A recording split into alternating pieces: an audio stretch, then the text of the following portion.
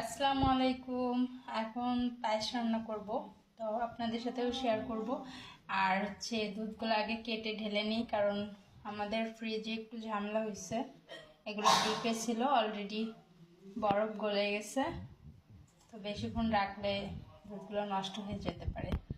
আগে কেটে ঢেলে নিই।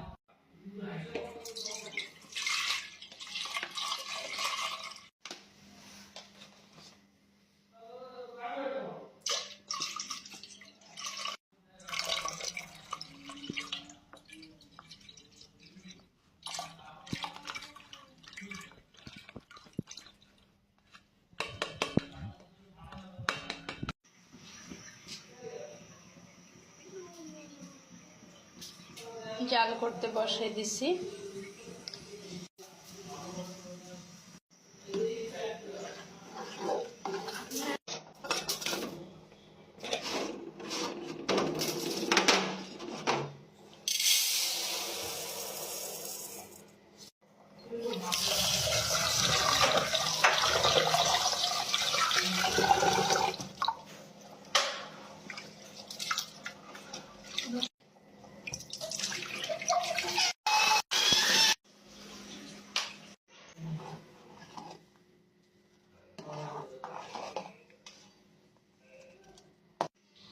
এলাচ, দারচিনি, লবঙ্গ ভাতের ভিতর দিয়ে দিচ্ছি। আমি পায়েসের জন্য যে ভাতটা রান্না করতেছি এটার ভিতরে দিয়ে দিচ্ছি।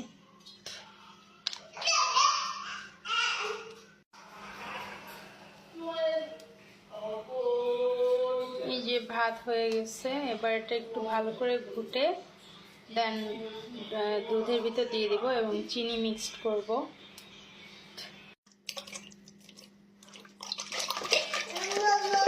এবার এটার সাথে মিশিয়ে দিচ্ছি। মাম্মা পায়েস রান্না করতেছি। বাবা, তুমি কি পায়েস খাবে? এবার পরিমাণ মতো লবণ দিয়ে দিলাম আর চিনি দিয়ে দেব। চিনিটা আপনি মিষ্টিটা স্বাদ অনুযায়ী দিবেন। আমি মিডিয়াম